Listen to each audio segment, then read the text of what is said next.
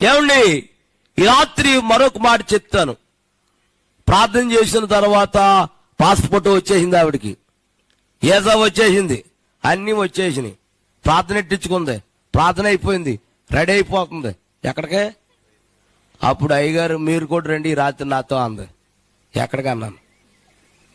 ఎక్కడికంటుంది? కోటే కదా, ఎయిర్పోర్ట్కి రమ్మంటుంది నన్ను. నేనెందుకులే అమ్మా, మీ ఆయన మీ పిల్లలు అందరూ వస్తున్నారుగా, నేనెందుకను. అయ్యగారు మీరు రాకపోతే నేను మానేస్తానంది. బాబు లేనిపోయింది, అన్ని అందరూ వచ్చి నన్ను కొడతారు, అలా ఆయన నన్ను కొట్టి అతడు మానేసిందంటే లేనిపోయిన గొడవ పెట్టకమ్మా వస్తానని కారు ఎక్కించుకున్నారు, తీసుకెళ్ళిపోయారు. ఎయిర్పోర్ట్కి వచ్చేసాం. రాత్రి 12 గంటలకు బయలుదేరితే అక్కడికి వెళ్ళేటప్పటికి 9 అయింది, ఉదయం 9 అయింది. రాత్రికి 7 గంటలకంట ఫ్లైట్ అది. అప్పుడు దాకా మేము అక్కడే ఉన్నాం. రెడీ అయిపోయింది, 6 గంటలు రెడీ అయిపోయారు. 6:30కి ప్రార్థన చేశాను. ఫ్లైట్ ఎక్కేస్తుంది. ఎక్కేటప్పుడు అంటుంది ఇలా తిరిగి, టాటా కదా, అంత కంగారా నీకు?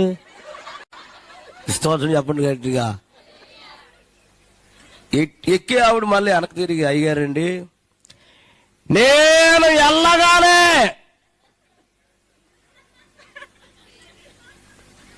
ఏమందంటారు అమ్మా, ఫోన్ చేస్తా. అబ్బా ఏ తెలివితేటలు మాట్లాడుతున్నారా మీరా?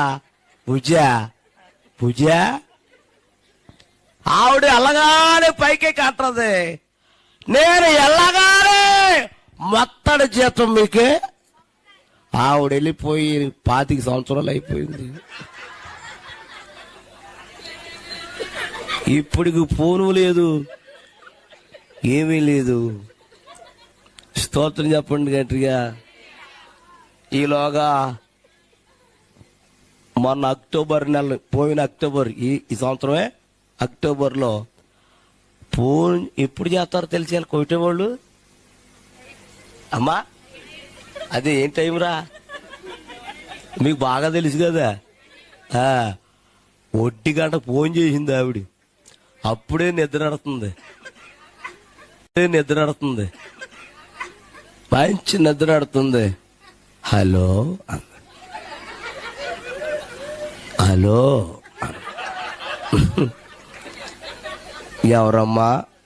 ఎవరమ్మా అన్నాను.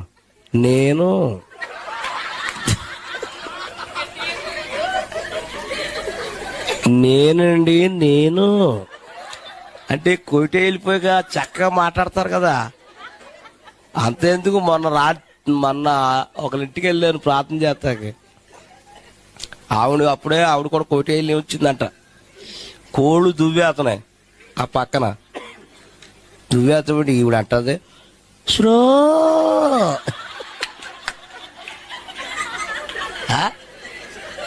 అయ్యో బాబోయ్. నేను అలాగే చూస్తున్నాను, అవి కదులుతలేదు, మెదులుతలేదు. మళ్ళీ అంటూ శ్రో ఇంకా రెచ్చిపోయి దువ్వేస్తున్నాయి అయ్యి.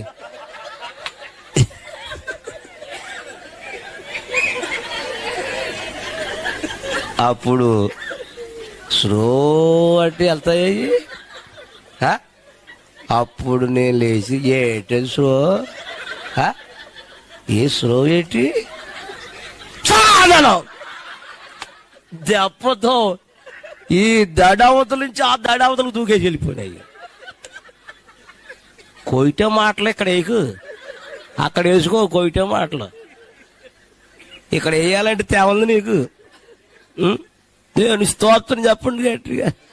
కొయిటే మాటలు ఇక్కడ వేసామనుకో దెబ్బలు తినేస్తాం. అసలు రెచ్చిపోతున్నాయి ఈ కోళ్ళు అయ్యి. స్తోత్రం చెప్పండి అన్నాను.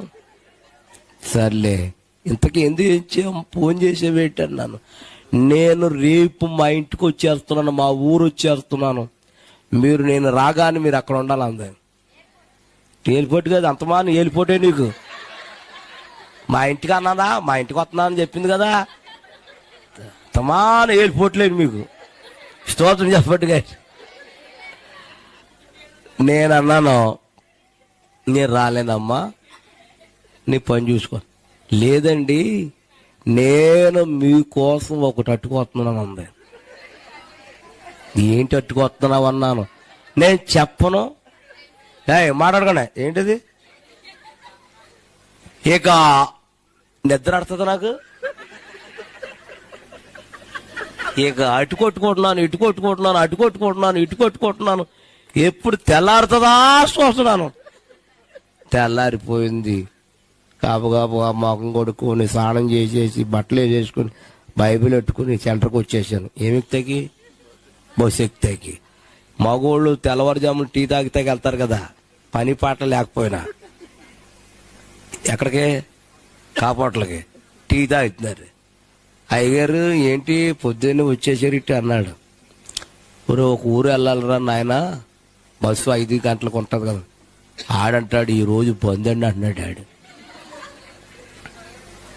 తప్పురా అలా అనకూడదురాను. ఏమండి, నేను మీతో ఎప్పుడు ఎలా కోణం వాడలేదు. కావాలితే ఆ కాఫీ హోటల్గా ఆ వాండర్ గారిని అడగన్నాను, ఏమండి వీడు చెప్పింది నిజమేనా అన్న. నిజమేనండి, ఈరోజు బస్సులేమి. అదే టైంలో లారీ వస్తుందండి. అప్పుడు వాళ్ళతో అన్నాను, బాబురే మీరందరూ నన్ను లారీ ఎక్కించండి. బాబు ఎక్కించలేమన్నాను. ఊరి నీకు దండం పెడతాను రా బాబు. పాప నలుగురు తీసి అలా పెట్టారు లోపలికి. ఆ లారీ వాడు ఎవడు తెలుసా? సిక్కులోడు. ఆడికేమో తెలుగు రాదు, నాకేమో హిందీ రాదు. ఆడు లోపలికి వెళ్ళాక అంటాడు, కేకే అంటున్నాడు. కేకే కదరా బాబు, పోనే అన్నాను. ఆడు రై రై మని తోలేస్తున్నాడు. మన దిగి ఊరు వచ్చేసింది. ఆడు జడిచిపోయి ఆడు ఆపేశాడు. మన భాష రాదు కదా ఆడికి. సర్లే, అక్కడేమో మా వాళ్ళు ఎక్కిచ్చారు. ఇక్కడ ఎవరు దింపుతాడు? ఎవరన్నా ఉన్నారని చూస్తే ఎవడు లేడు. ఈడెట్టాడు, కేక దిగిపోమన్నాడు.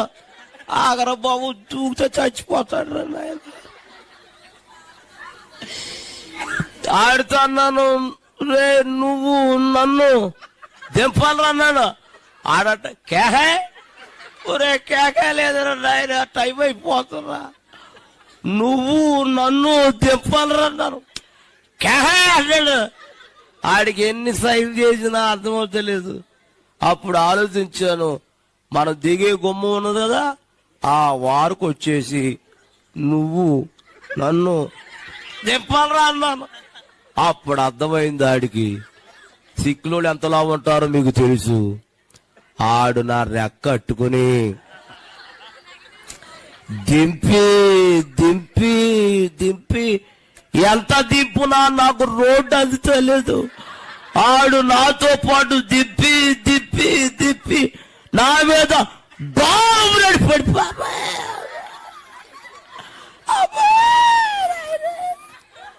అంటాడు కాకరకాయ కేకరకాయ లేగా లేగా లేగా. అంత పందుకొక్కులాగా ఉన్నాడు ఆడు. ఆడు లేచి వెళ్ళిపోయాక సుశీల ఫోన్ చేసింది. అయ్యగారు ఎక్కడున్నారు అంది. ఎక్కడుంటానమ్మా? మీ సెంటర్లో మీ బస్ స్టాండ్ కాడ ఉన్నానమ్మా అన్నాను. అక్కడ ఉండండి, మా ఆయన వచ్చేస్తున్నాడు అంది బండి వేసుకుని. తీరా చూస్తే వాళ్ళ అబ్బాయి వచ్చాడు, సైకిల్ వేసుకొచ్చాడు. ఆడు ఏరా మీ నాన్న లీడర్ అంటే, మా నాన్న బయటికి వెళ్ళాడండి, నేను బాగా తొక్కుతాను అన్నాడు. ఆడు సర్లేని ఎక్కించుకున్నాడు వెనకాల. ఇంతకీ ఎక్కడ తొక్కుతున్నాడు తెలుసా? పెడల మీద తొక్కేస్తున్నాడు ఆడు. బాబు సీట్ ఎక్కువ అన్నాను. సీట్ అందదని అన్నాడు ఆడు.